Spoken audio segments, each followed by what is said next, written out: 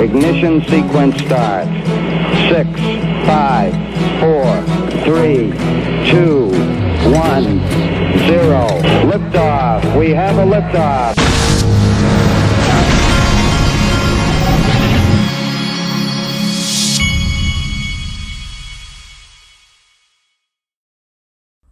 Hey everybody, this is the Digital Asset Investor, and I'm going to go ahead and apologize to you before we get going here because by the end of this video, you are going to want to, you might physically be sick and want to throw up because there's a lot of Gary Gensler videos. Some of these Congress people just hit him with everything they had, and this guy is so, it is so sad for our country. That's really the only way to say it.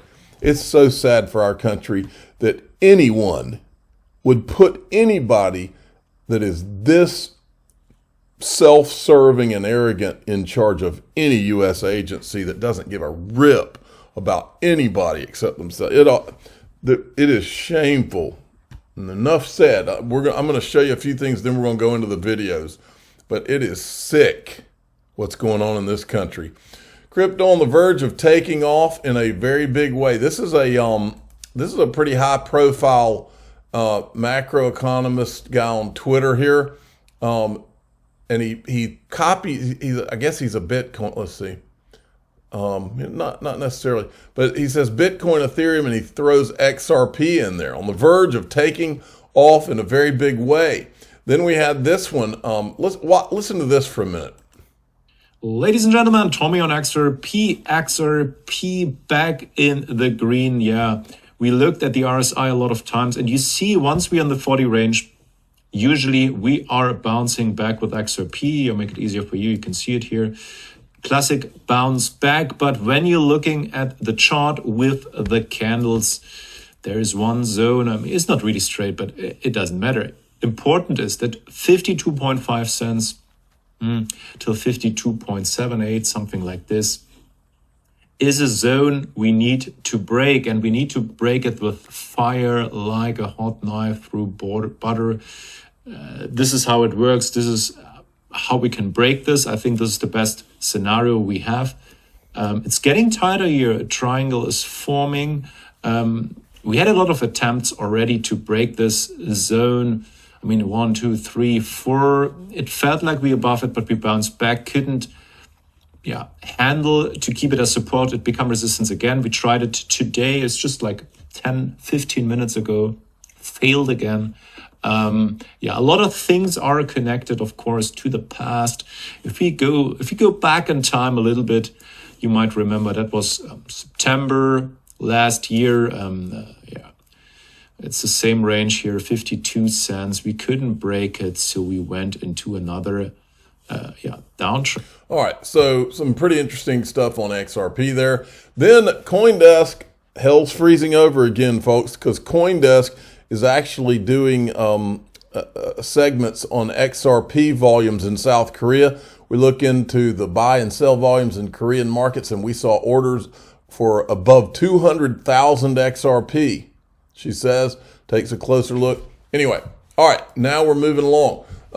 Bill Morgan had said the number of tokens Coinbase lists, which the SEC is alleging are securities in various lawsuits, SEC versus Wahi, SEC versus Bittrex, is growing. And at least Algorand, Dash, and OMG from Bittrex collection. So more tokens are being called securities that Coinbase doesn't seem to think they need to delist the way they did XRP. So I'm like, why don't you delist these the way like you did XRP, Brian Armstrong, or just relist XRP? There you go. Here we go, folks. Here's Warren Davidson right out of the gate. Some of these are long clips, but they're worth every word, folks. Chairman Gensler, part of the SEC's mission is to protect investors. Does the SEC review pre-IPO documents?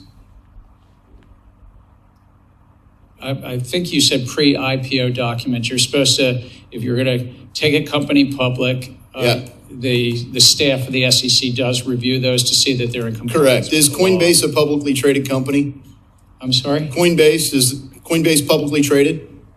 Yes. All right. So the SEC allowed pension funds and retail investors to invest in a company, Coinbase, that you apparently, from prior remarks, believe was engaging in illegal activity. All of their activities were laid out in their public filings in the S1 prior to the IPO. You did say that you believe Coinbase is selling unregistered securities, correct? Again, I'm not going to speak to anyone. No, but you said that they're selling unregistered securities. This is your public comments. I think, with all respect, I look forward to you finding that, because I'm trying to be very careful. I'm not speaking we'll help refresh your memory. Company. In the Kim Kardashian settlement, the SEC stated that Ethereum Max is a security. She reached a settlement for promoting an unregistered security. The unregistered security is Ethereum Max. Have you charged the issuers of Ethereum Max for offering an unregistered security?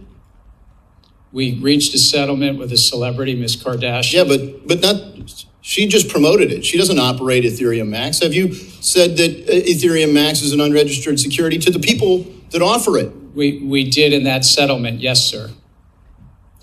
Okay, it's still trading. What about Ethereum? Is Ethereum now a security? We had this. I heard your exchange. They've been in place since 2015. You say in your statements that there's clarity in the market and the rules are clear. Just come on in. You can't even answer the question. Do you say XRP is a security?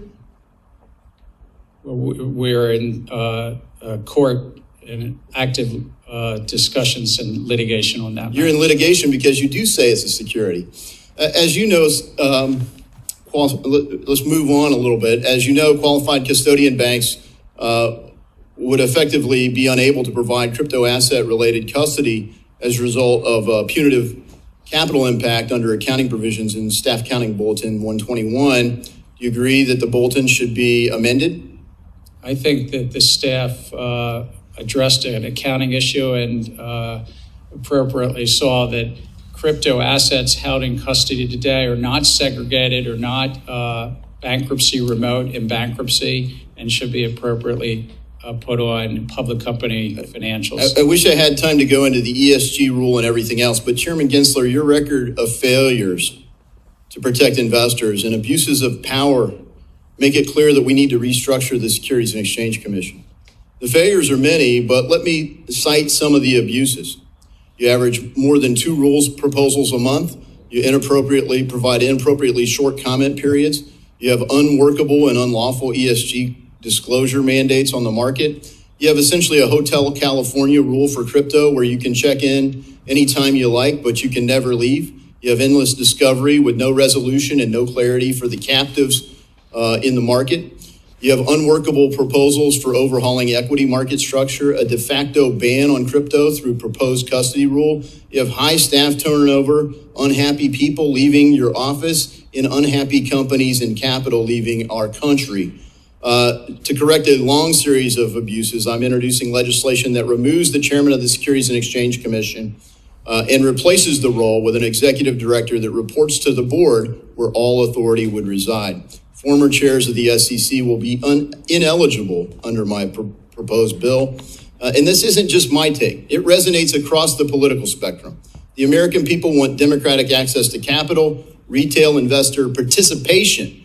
You can't just exclude retail investors from markets and claim it's for their own good. Our markets need to function and flourish, and I yield back. Wow. So he told Gary Gensler to his face he's going to fire him. Look what else he asked Gary. The chair now recognizes the gentleman from Ohio, Mr. Davidson, for 5 minutes. Chairman Gensler, in advance of today's hearing, did you coordinate acceptable responses with Senator Elizabeth Warren? No, I'm speaking on my own behalf. Did you coordinate with Democratic staff? And I ask because it happened before, and I want to be clear whether you operate of your own accord or whether there's some sort of coordinated approach to the damage that you're inflicting on America's capital markets. I'm here as sitting in my role as chair of the agency, but I speak and I get remarkable support by SEC staff. All right. Well, I have a few quick questions. All right, and then this is where it gets really good right here. And I'm gonna hit all of the best clips that I was able to find, even if this video goes a little too long. That's okay. Thank you. Chair Gensler, I have a lot of questions and a limited amount of time, so if you could keep your answers to either a yes or a no, that will allow us to get through as many as possible, sir. From your perspective, is it more difficult now for the digital asset industry to access financial products and services in the United States than it was, say, 2 years ago?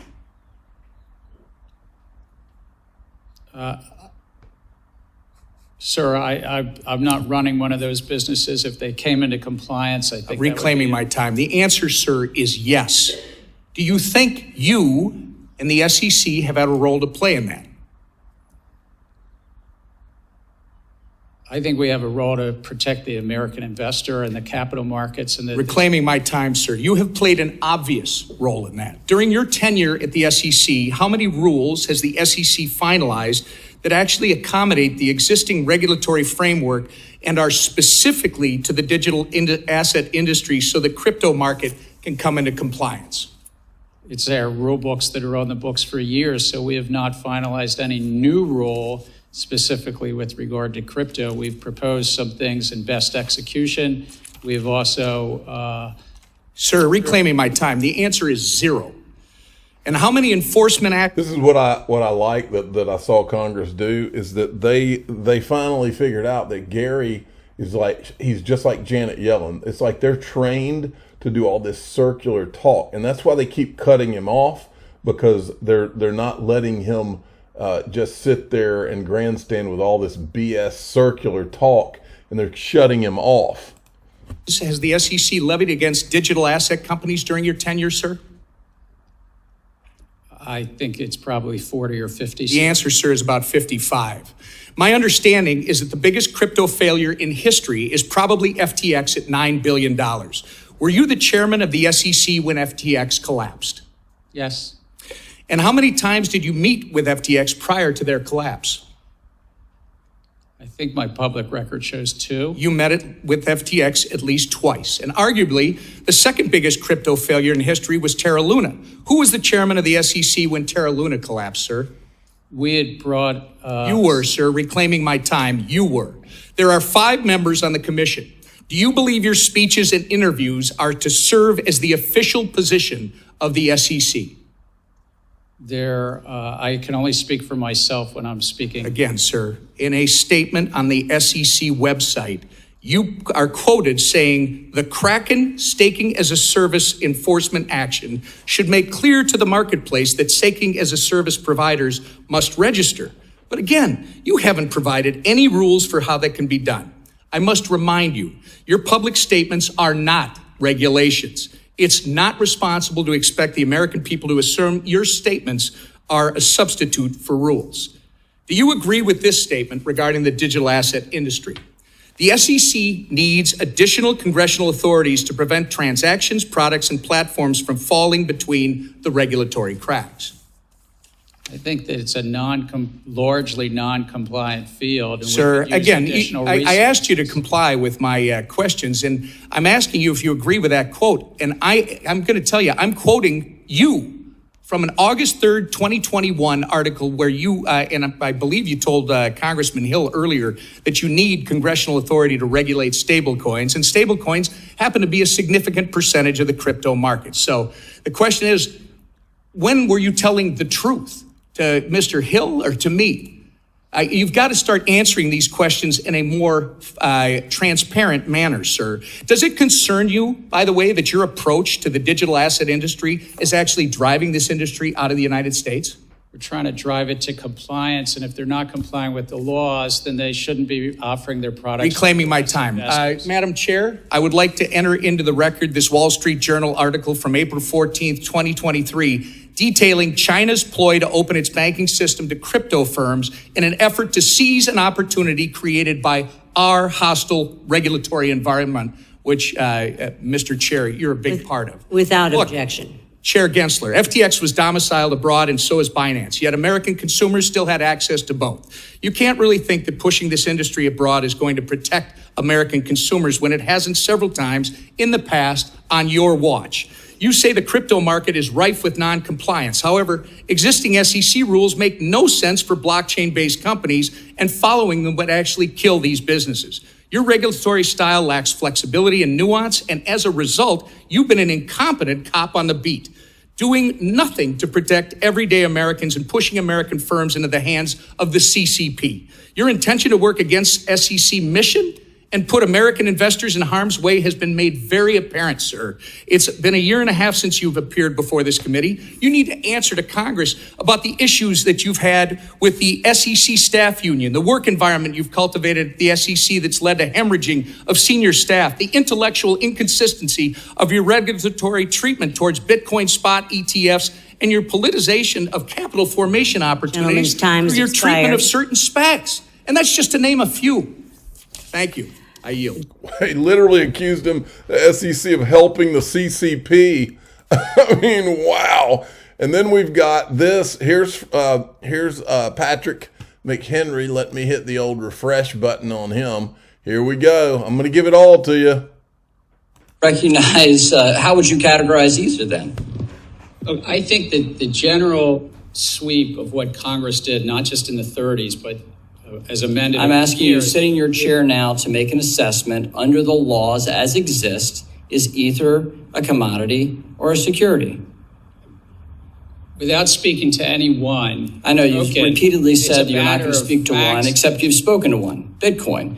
So I'm asking you to speak to a second one, the second largest market cap here. And speaking to the tokens, there's 10 to 12,000. If there's a group of entrepreneurs in the asking about one. The public is anticipating a profit based on the... I'm asking a specific question, Chair Gensler. I said this in private. This should be no shock to you. I'm asking this question. Is Ether a commodity or a security? And again, it depends on the facts and the law. And if there's a group of individuals... I'm asking about the facts and the law sitting in your seat and the judgment you are making.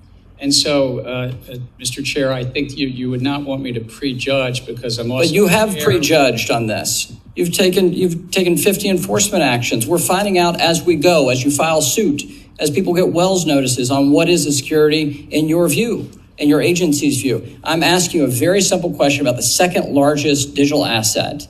What is your view? And my view is if there's a group of individuals in the middle that the public is anticipating... All right, so let me just ask a second question then. Do you think it serves the market for an object to be viewed by the commodities regulator as a commodity and the securities regulator to be viewed as a security? Do you think that provides safety and soundness for the product? Do you think it provides consumer protection? Do you think it serves the value of innovation? I think no should be a very simple answer for you here. I think that uncertainty is bad, is it not? And I think that Congress has said that there's one agency, the Securities and Exchange Commission, under this committee. And you won't answer my question, and you're the head of that agency. So give me a break. Come on. I'm answering it in the generic because you would not want me to speak about any one set of facts and circumstance. Okay, but you've already spoken. Have you said anything about Bitcoin? My predecessors and the agency itself has spoken to them. Okay, but you're not willing to do the same about Ether. Okay, so let me just step back.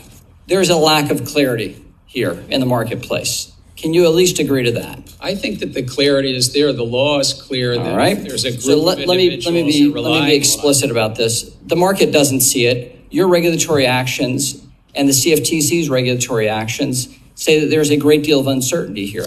It is the intention of this committee to fix that uncertainty and actually provide a sound legal basis for this. Wow. It was pretty good. And then here's one of the guys going at him about how he won't, this is Representative Huizenga, how he won't give them the FTX documents. I believe in congressional oversight, and I know... Just a refresher here, folks.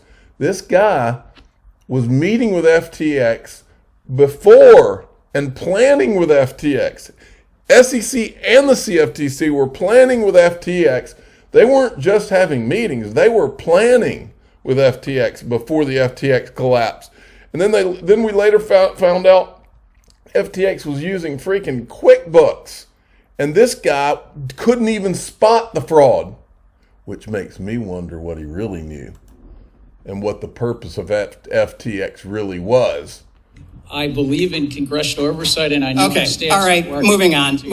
I'm taking that as a no. So the climate disclosure request, you like that. You responded to our FTX request solely with publicly available documents. To date, 213 pages of those publicly available documents have produced. And guess what? You didn't give us anything surrounding the charges filed against Sam Bankman-Fried. On April 12, Chair McHenry and I sent you a follow-up letter, and we're led to believe that the staff recommendation memo presented to the commission for a vote on charges against Sam Bankman-Fried exists. Is that true? Is there a memo from the staff recommending to the commission the charges that Sam Bankman-Fried was ultimately charged with? Under standard practice, our commission receives action memos from the staff. So it does exist. We work on. So it does exist. Okay, well, you haven't sent that to us. Your staff has frankly told us that it exists, yet you have not sent it. When we conduct an investigation, we are obliged to keep investigative matters confidential. So hold on a second. Don't hide behind the DOJ, because then it sounds like I need to send letters to the DOJ and not to the SEC about the SEC charges. So we'll be following up with this after this. My time has expired. So one thing Gary was doing in there when he was being asked about FTX is he was trying to present it like, yeah, we were meeting with them, but we couldn't disclose that we were having these secret investigations behind the scenes, and that is complete BS. But he was trying to cover his butt by presenting it that way. These people are really, really bad people. This Gensler guy. And then finally, I wanted to show you this one. And you have to understand when you watch this, I won't say their last name because I don't say their last name on this channel. But you know, the people that Gary Gensler has worked for and probably still works for, their last name starts with a C. One of them was the president and his wife ran for president. Those people, these are people who go to court and they say things like, oh, I don't recall, or that depends on what the definition of is. So these are the people that have trained this guy. And so you can't ask him, if you can't say, do you own any digital assets? You've got to say, do you own any? And then you have to follow it up with, do you have any of your family members that own it in your net or own it? And then you have to follow that up with, do you have or control any entities, or do your family members control any entities that own any digital assets? You can't ask it like this. Have you ever owned Bitcoin or another digital asset? No. And so maybe here, I'm guessing most folks on your senior staff, I'm guessing you included, have bought or sold stocks, but none of them have owned. Or none of them currently own crypto assets, but are in the process of making rules and regulations on crypto assets. That'd be a fair assumption. I couldn't speak to that. I actually at MIT taught a course called Blockchain and Money. I taught multiple courses called Crypto Finance and other courses as well. But you didn't own any crypto. No. You taught the course, but you weren't a user in the product. I did not own crypto assets. They're a highly speculative asset. I'm not asking for your view on it. I'm just saying that you're in the business now of making rules and regulations regarding digital assets, but you've taught a class on it. You've never personally owned a digital asset, any crypto, including Bitcoin. The only digital assets I have is my bank account and my brokerage accounts, but no crypto. Very good. Thank you. Yeah, you never underestimate the smug arrogance of these people, and it means nothing to them to not act in good faith when you're being questioned about something and try to dance around it with platitudes and all kinds of whatever.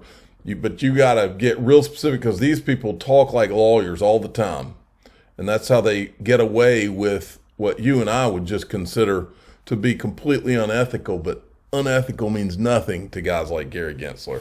I'm the digital asset investor. I'm not an investment advisor. This is for entertainment purposes only. Please subscribe, hit the like button, and tell your friends and family that when you're dealing with people like this, you have to think like someone you have to think the exact opposite of someone that has morals, because these people have none.